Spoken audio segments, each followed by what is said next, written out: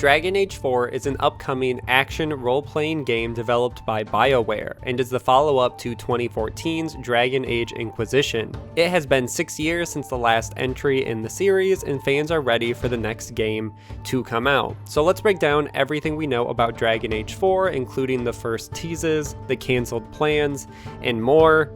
As always, all the sources will be linked in the description below, so make sure to check those out and support those original articles. And with that out of the way, let's get into Dragon Age 4.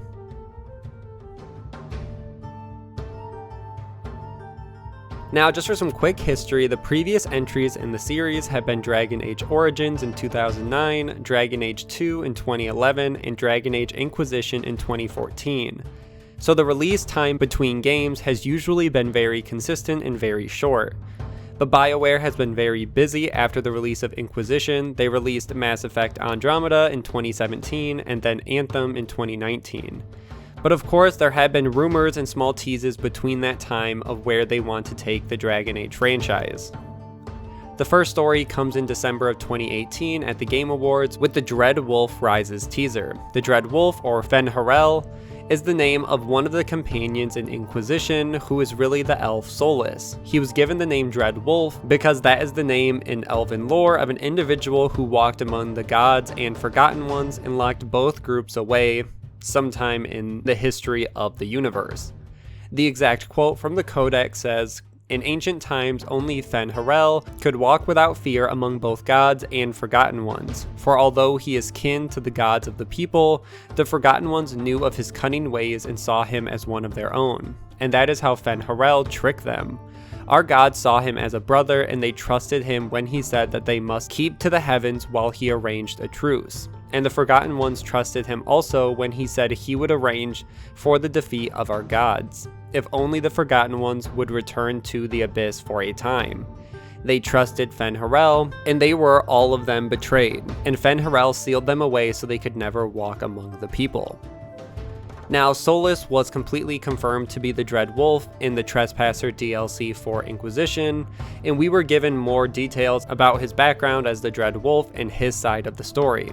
In the teaser, we also see an idol, and it looks like the character is using it to defeat an enemy that's a wolf or a dragon or something of that nature.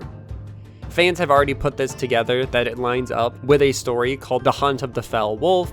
It talks about a demon wolf who has red eyes and could not be defeated by just anyone. It took a player to go inside a labyrinth to find an idol that could lead to the monster's doom. So fans have put this story together. The hunt for the Fel Wolf sounds a lot like what we could see Solus do in this upcoming Dragon Age game. He has to search for this item, which we think will be called the Idol, which has real importance in the Dragon Age world, and we saw it inside the Dread Wolf teaser. I'll put the image above. Will he use this to defeat this demon wolf in the story? We aren't sure, but some fans have pointed to the similarities between the two, and it would be weird for them not to at least touch on it. We also see Red Lyrium, and it seems to play a large part in this upcoming game. Red Lyrium is known for thinning the veil and allows for more spirit and demon activity. We aren't sure how important it will be in the game, or how much it will be tied to the main story, but we know that it is important to the idol, which will most likely be used to defeat this demon wolf, which seems to be a pretty important part of this upcoming game. There's so much more you can read up on about Red Lyrium, so I'm not going to spend any more time covering theories here, but there are a ton of available theories and information if you are interested. And then in 2019, notable gaming insider Jason Schreier gave more information about the upcoming Dragon Age and why there has been such a big time delay between entries. He says that BioWare had originally started work on Dragon Age 4, but that game was then rebooted in 2017 due to the studio's recent troubles working with EA and finding a balance between working on multiple projects and making sure fans will still play the games while still meeting EA's financial goals. He goes on to say that after the 2015 Trespasser expansion for Inquisition, the team was split up to work on new projects. Some transitioned to Mass Effect Andromeda, and others started working on the new Dragon Age game codenamed Joplin. The pitch for the original game said, quote, "You'd play as a group of spies in Teventir Imperium, a wizard-ruled country to the north end of Dragon Age's main continent, Thetis. The goal was to focus as much as possible on choice and consequence, with smaller areas and fewer fetch quests than Dragon Age Inquisition. In other words, they wanted Joplin to be the opposite of the Hinterlands. There was an emphasis on repeat play, one developer said, noting that they wanted to make areas that changed over time and missions that branched in interesting ways based on your decisions. To the point where you could even get non-standard game overs if you followed certain paths. A large chunk of Joplin would center on heists. The developers talked about building systemic narrative mechanics, allowing for the players to perform actions like persuading or extorting guards without the writers having to handcraft every scene. It was all very ambitious and very early and would have no doubt changed drastically once Joplin entered production, but members of the team say they were thrilled about the possibilities. But a lot of the team was moved around to help in 2016 finish Mass Effect Andromeda for a few months, which took them away from working on Dragon Age 4, and once the team was back on Dragon Age, they knew the rest of the development would not be easy because EA still wanted all their games to be released as a game as a service, and BioWare wasn't sure how to make Dragon Age fit this style. So they avoided answering direct questions about games as a service and multiplayer altogether at that stage in development. And then in 2017, the game was cancelled when Anthem was not turning out the way BioWare had hoped, so almost all resources from the company were moved to help finish that game. A few members of the team were able to stay on the Dragon Age IP and began work on a new game codenamed Morrison, that is using Anthem's tools and codebase. And this time, Jason Schreier did confirm that they are developing this game with a live service component, and it is being built for long-term gameplay and revenue. Schreier could not confirm how much of the new project, if any, will use resources and ideas from the original Joplin prototype, but the project also now has a new creative director, so we will see how much they want to keep or how much they want to remove and start from scratch. BioWare did respond to Schreier's claims that this would be a live game as a service, and they said, quote, reading lots of feedback regarding Dragon Age, and I think you'll be relieved to see what the team is working on, story and character focused.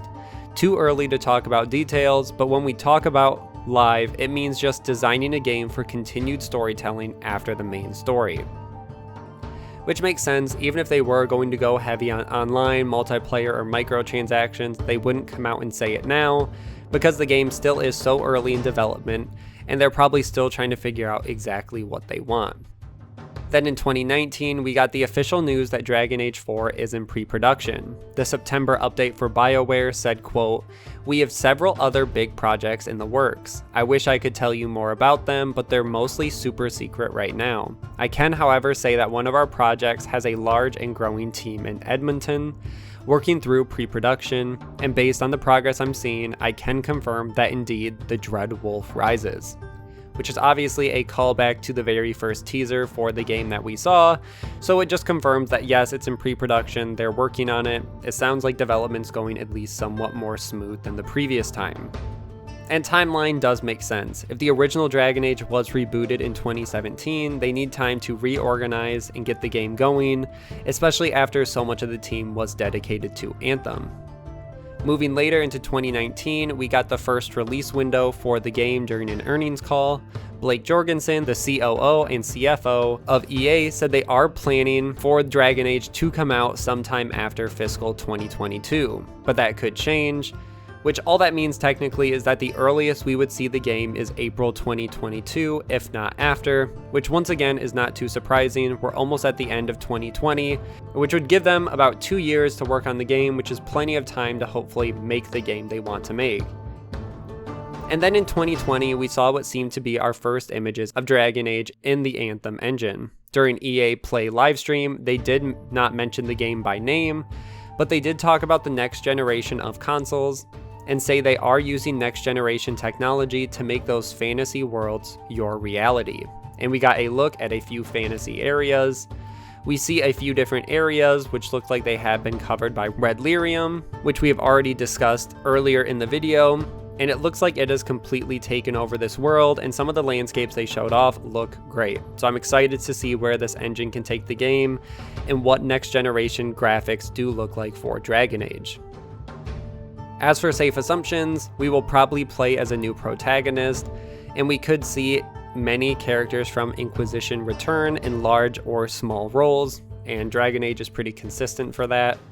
As for location, the end of the Trespasser DLC for Inquisition teased the player traveling to Tevinter, which is a mage-run society, and that is where the original Joplin prototype for Dragon Age was going to be set, and I don't see them going away from that, even if the gameplay and mechanics they want to have will change. And for the most part, that is everything we know about Dragon Age 4. The reason there is such a big delay between games is because the game was rebooted after BioWare had some other properties fall flat. They really need this game to be a hit considering their recent troubles, and there will most likely be some form of game as a service mechanics, whether that means microtransaction or multiplayer, we just don't know, but I would assume something of that sort. We aren't sure if the title will be Dragon Age the Dread Wolf, or if they want to do something completely different. And we know that Solus will play a big part as he is the Dread Wolf. Red Lyrium will play another big part in the story, and so will the Idol, which all of this tied together, there's a lot of lore and a lot of things that can be dug into, and I'm excited to see where they take this series. But that's where I'm going to end this video. Make sure to like and share, subscribe for weekly gaming news, and I will see you guys in the next one.